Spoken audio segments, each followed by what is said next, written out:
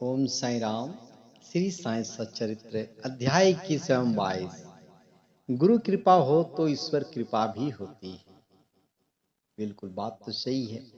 अब चलते हैं, बाबा अपने उपदेश में क्या बोलते हैं, क्या है इनके संदेश में, सुन लेते हैं कि जिस प्रकार एक दयालु माता बालक के उपचार कटु औषधि का बलपूर्वक प्रयोग करती है, उसी प्रकार श्री साईं बाबा भी अपने भक्तों के कल्याणार्थ ही उपदेश दिया करते थे।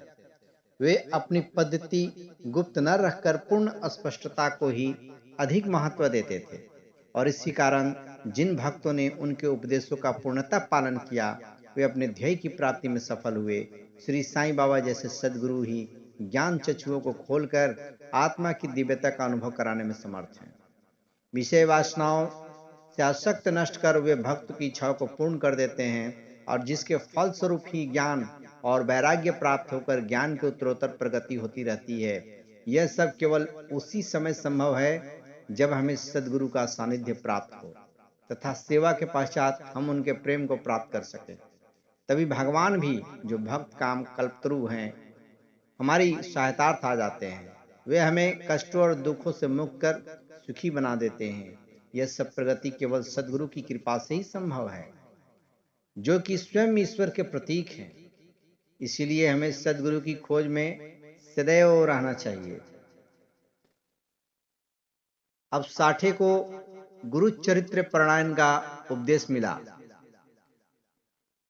तो साठे जी के बारे में जानते हैं कि बंबई के एक व्यापारी थे।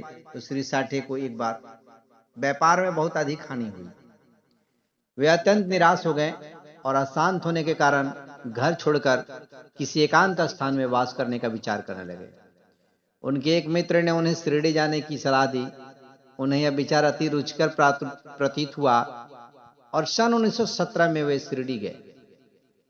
बाबा के सनातन पूर्ण ब्रह्म दीप्तिमान निर्मल और विशुद्ध स्वरूप के दर्शन कर उनके मन की व्यग्रता नष्ट हो गई और उनका चित्त शांत और स्थिर हो गया।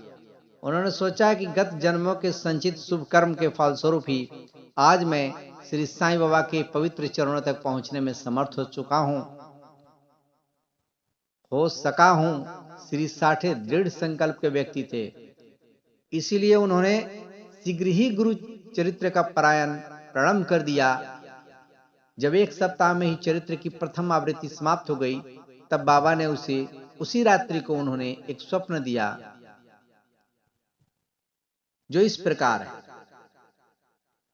बाबा अपने हाथ में गुरु चरित्र लिए हुए हैं और श्री साठे को कोई विषय समझा रहे हैं तथा श्री साठे सम्मुख बैठे ध्यान पूर्वक श्रवण कर रहे हैं। जब उनकी निद्रा भंग हुई तो स्वप्न को स्मरण कर वे बहुत प्रसन्न हुए।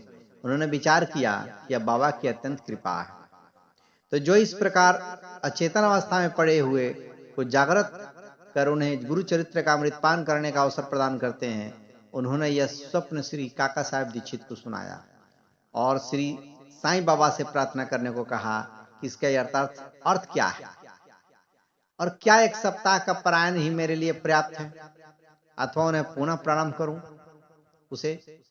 श्री काका साहेब दीक्षित ने उचित अवसर पाकर बाबा से पूछा कि हे देवा, उस दृष्टांत से आपने श्री साठे को क्या उपदेश दिया है? क्या वे पारायण सप्ताह स्थगित कर दे?